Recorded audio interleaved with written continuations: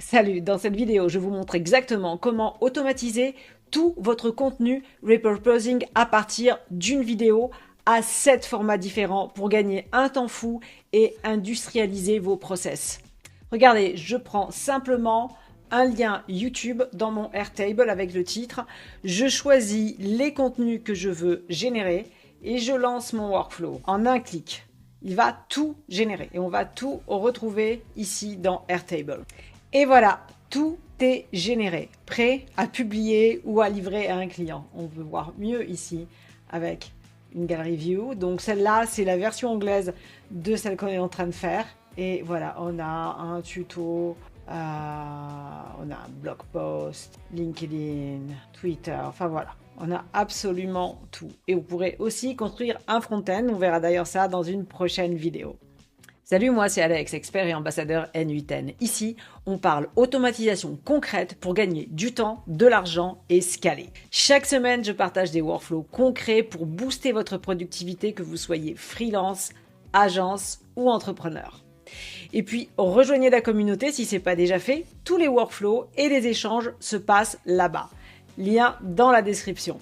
Et vous inquiétez pas, c'est simple même si vous débutez. D'ailleurs, vous pouvez dès maintenant télécharger le workflow dans ma communauté. Comme ça, vous pouvez suivre avec moi en même temps que je vous montre. On va tout voir ensemble étape par étape. D'abord, on va configurer Airtable et avec toutes les options nécessaires. Ensuite, dans N8N, on va voir comment scraper le YouTube Transcript et pour ça on va utiliser une nouvelle API qui s'appelle Scrap Creators et qui est très rapide, très pratique et qui coûte quasiment rien. Ensuite, toujours dans Airtable, on va voir comment on choisit et on filtre les contenus qu'on veut générer. Parce que dépendant de la vidéo, des fois c'est une vidéo qui est de quelqu'un d'autre et on veut comprendre si elle est intéressante, donc juste la résumer et voir ensuite si on veut créer du contenu dessus ou la repurposer nous-mêmes dans une autre vidéo YouTube. Et d'autres fois, c'est une vidéo qu'on a fait nous-mêmes, donc on veut créer un blog post, un LinkedIn, mais on veut pas forcément ni la résumer, ni créer une autre vidéo YouTube. Donc voilà, ici, on va choisir les contenus et filtrer. Comme ça, on a plein d'utilisations différentes avec le même workflow. Ensuite, on va utiliser un LLM pour générer tous ces contenus. Donc ici, on va utiliser OpenRouter parce qu'avec OpenRouter, on peut choisir le modèle et changer. Donc on pourra tester différentes options. Et enfin, on va renvoyer tous ces contenus pour updater Airtable. Et ensuite, on pourrait tout à fait brancher un front-end, comme je le disais tout à l'heure, mais ça, ce sera sûrement l'objet d'une prochaine vidéo. Allez, on y va. Alors, dans Airtable, on crée tous ces champs, le titre et l'URL. Ça, c'est les parties qu'on va remplir à la main. Le statut, qui est ou processé, ou sélectionné, ou à éliminer. Donc, si je crée, par exemple, un nouveau champ, ça va être par défaut sélectionné.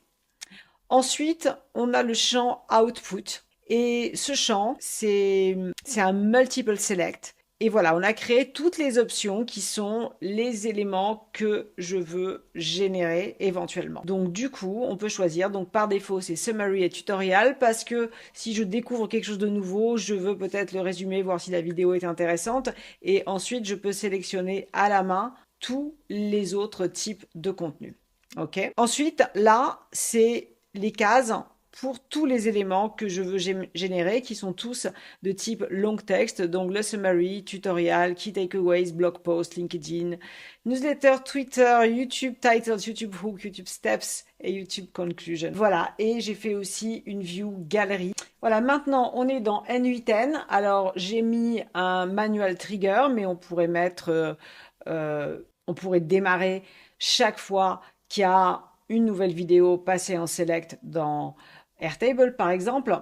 Ensuite, ici, j'ai un nœud Airtable qui va chercher toutes les records de Airtable. Donc ici, j'ai ma base et ma table. Et donc ici, il me récupère toutes les vidéos que j'ai mises dedans. Donc le titre, l'URL, le statut et l'output. Ensuite, ce data, ici, je le passe à un switch parce qu'on a trois cas. Soit il est selected, soit il est delete, soit il est not selected. Alors, s'il est selected, on va avoir un output qu'on va appeler selected. Si il est delete, on va vouloir supprimer la vidéo. Et s'il est not selected, on va rien faire, on va pas y toucher. Donc ici, tout est selected. Mais si par exemple, je viens ici et que je veux éliminer celle-là, voilà, donc je recommence ici. Et ici, je vois que ça, c'est passé à delete. Et à delete, ici, mon nœud Airtable, l'opération, c'est delete. Et on passe l'ID du record de Airtable. Et ici, j'exécute. Voilà. Et ici, si je retourne dans ma base, je vois que celle-là a été éliminée. Donc, si on en a beaucoup et qu'on veut nettoyer, on peut utiliser cette option. Donc, ici, dans mon cas, par contre, donc maintenant, celle-là, je vais la remettre en selected pour qu'on puisse la voir être traité dans le workflow en direct. Donc ici, voilà, maintenant, ok, maintenant celle-là, elle est passée dans la branche selected. Ok, bon là on a déjà tout le contenu parce qu'on l'a déjà processé. Mais voilà, ensuite on va extraire le data, enfin le mettre en cache dans un set feed que j'appelle extract data. Donc qu'est-ce qui nous intéresse dans ce qu'on a récupéré d'Airtable?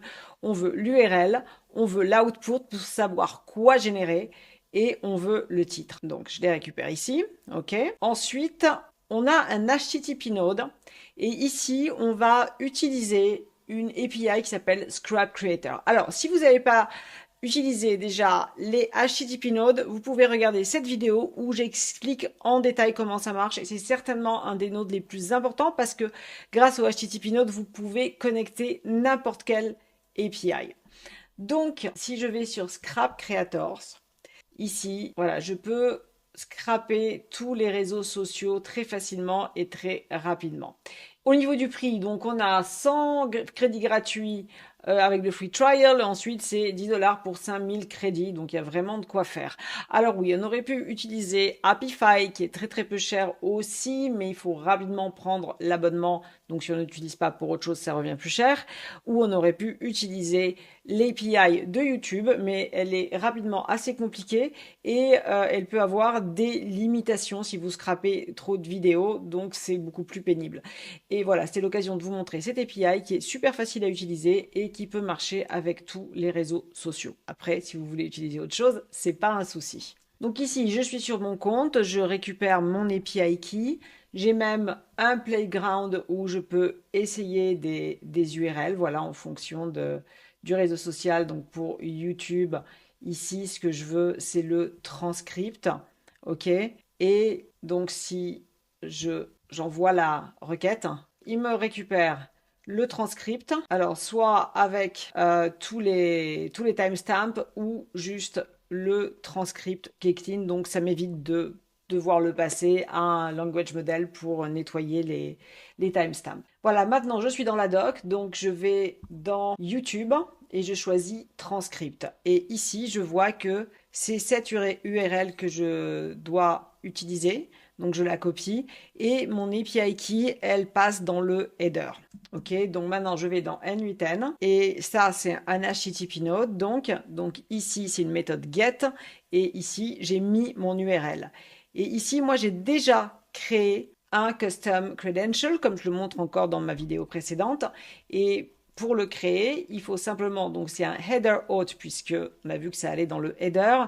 Et ici, donc je l'ai déjà créé, mais si je ne l'ai pas fait, je vais dans Create Credential. Et donc ici, donc on avait vu que c'était XAPI Key. Donc ici, on avait vu que c'était XAPI Key. Et ici, donc, je vais coller mon API Key, j'enregistre et je le renomme du nom de mon API. Et voilà, et on est bon. Et ensuite, on peut l'utiliser partout. Donc voilà, donc j'exécute ça et donc il va me sortir les transcripts de ces deux vidéos. Ok, donc si je vais dans le schéma, je vois que j'ai le transcript avec des timestamps, comme on l'a vu tout à l'heure, et on a le transcript text only avec notre texte tout propre. Donc c'est celui-là qu'on veut. Ensuite, donc j'extrais ce qui m'intéresse, c'est-à-dire donc le transcript, l'URL, l'output et le titre, puisque tout ça, on va en avoir besoin dans Airtable.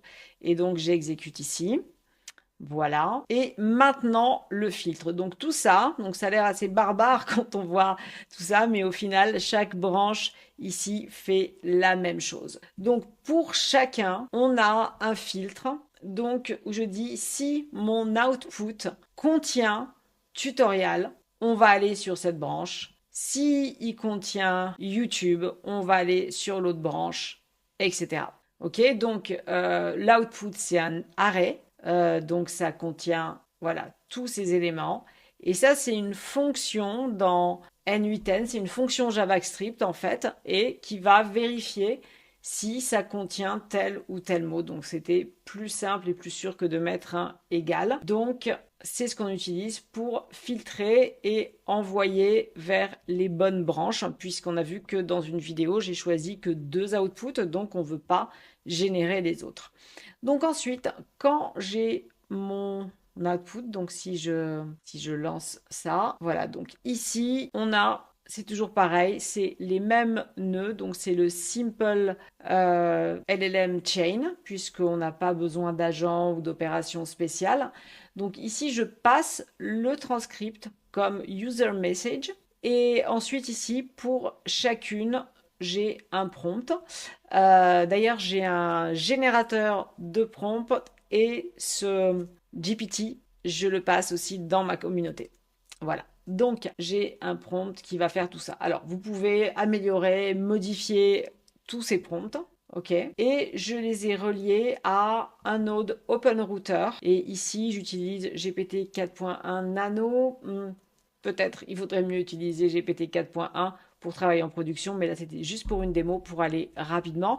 Et on peut tester divers modèles en utilisant OpenRouter. C'est pour ça que c'est le node que j'ai choisi. Donc là, j'ai relié tous les éléments au même language model, mais vous pouvez choisir d'en mettre un différent pour chaque pièce de contenu, selon le style, faire des tests pour trouver le meilleur modèle possible pour chaque pièce de contenu. Voilà, ici j'ai voulu faire simple pour la démo. Donc ici, bon, ça génère juste un texte, mais par exemple pour le YouTube script, je voulais le titre, le hook et la conclusion. Donc ici, je lui ai demandé dans le prompt d'avoir un output en JSON avec titles, hook, steps et conclusion. Ok, donc pour ça, j'ai mis require a specific output format et pour ça, j'ai besoin d'un structured output parser. Ok, qu'est-ce que ça veut dire? Ça veut dire qu'il va générer le schéma que j'ai demandé. Donc ici, je l'ai fait directement, voilà, avec le type, la description, etc. Mais on peut tout à fait le générer depuis un exemple. Donc on peut coller un exemple de l'output qu'on veut, donc celui qui est écrit dans le prompt, et il va donc générer ça tout seul. Voilà. Donc, et ça, sinon, on peut aussi tout à fait le générer avec ChatGPT en lui donnant l'exemple. Donc, c'est pas, ça a l'air barbare comme ça, mais c'est vraiment pas compliqué à faire. On peut aussi utiliser un nœud OpenAI qui, lui, a par défaut l'output JSON. Et dans ce cas-là, on n'a pas besoin de mettre le Structured Output Parser. On demande directement du JSON et il va le faire tout seul. Voilà, donc c'est le cas aussi pour le summary, parce que dans le summary, je lui ai demandé de générer le niveau, si c'est beginner, intermediate ou advanced, les topics, le summary et les key takeaways. Et donc, pareil, j'ai un structured output parser ici. Ok, voilà, ici j'ai généré depuis un exemple. Donc j'ai juste copié ce qu'il y a dans mon prompt, je l'ai mis ici et ça fonctionne. Donc je fais ça pour tous mes contenus et on peut aussi générer d'autres contenus. Ça, c'est selon vos besoins.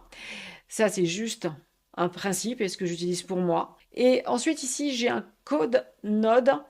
Pourquoi j'utilise pas un merge? Parce que le merge, il me posait beaucoup plus de problèmes. Souvent, il devient compliqué avec autant de branches.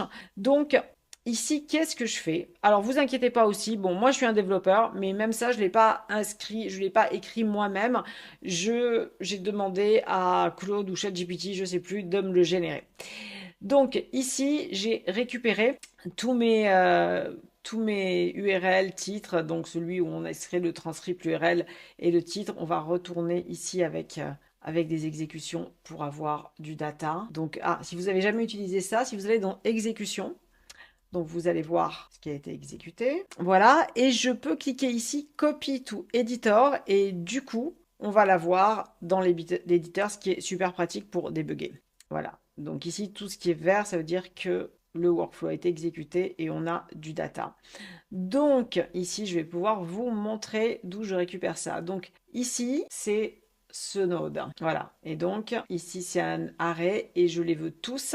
Et je veux le item JSON parce que N8N rajoute une clé en plus JSON. Et ici, pour manipuler mon code, je préfère pas l'avoir au milieu parce que c'est pas ce qu'on a dans du JavaScript habituellement. Et ici, j'avais un problème parce que, étant donné que je génère certains éléments et pas d'autres, il me faisait des erreurs. Donc, cette fonction, elle vérifie que ce node est bien exécuté. Ok. Et ensuite, je veux matcher les items. Donc, pour chaque élément de ce que j'ai récupéré ici, ok, on fait un map, c'est une fonction JavaScript. On va retourner l'URL, le titre et tous les éléments. Mais on met cette fonction qu'on a créée, save get all, avec le nom du node au cas où il n'a pas été exécuté parce que sinon N8N nous fait une erreur. Voilà, ça c'était pour l'explication. Maintenant, si vous le collez comme ça va fonctionner, mais c'est bien de comprendre ce qu'on fait un peu, même si on n'est pas codeur.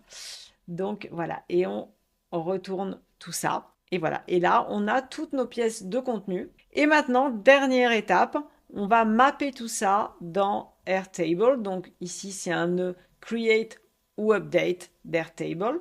Donc pareil, on prend la même base et la même table et on va mapper tout ça par rapport à l'URL puisque c'est l'élément commun pour les entrées et les sorties. Donc on va matcher par rapport à l'URL. Et ici, j'ai plus qu'à glisser, déposer tous les éléments, l'URL, le titre, le summary, le tutorial, etc., etc. Et voilà. Et ensuite, on exécute.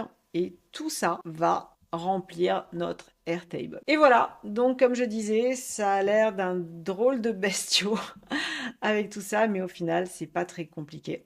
Et puis, si vous avez des questions, vous pouvez les poser dans ma communauté, dans les commentaires. Je suis toujours disponible pour répondre, alors n'hésitez pas. Et voilà, maintenant il vous reste plus qu'à relire, valider, publier ou livrer vos contenus, mais vous pouvez ajouter une interface front-end ou un système de validation. Vous pouvez aussi brancher ce système à n'importe quel autre back-end, que ce soit Notion, Google Sheet, ou même faire une offre SaaS ou White Label pour vos clients. Donc dans cette vidéo, vous avez vu comment transformer n'importe quelle vidéo YouTube en 7 formats prêts à publier en quelques clics. Et on a tout automatisé. L'extraction, la génération AI, le mapping. Maintenant, c'est à vous de jouer. Testez le workflow et faites-moi vos retours. Le workflow est dispo dans la communauté, lien dans la description. Et puis, si vous voulez passer à la vitesse supérieure ou discuter d'un projet sur mesure, réservez un strategy call avec moi. C'est totalement gratuit et le lien est aussi dans la description. Et puis, si cette vidéo vous a aidé, plein d'autres vous attendent. Je publie 3 fois par semaine. Alors, abonnez-vous pour ne rien louper. Likez, ça m'aide beaucoup. Et puis, dites-moi en commentaire ce que vous voulez voir dans les prochaines vidéos. Salut, à la prochaine.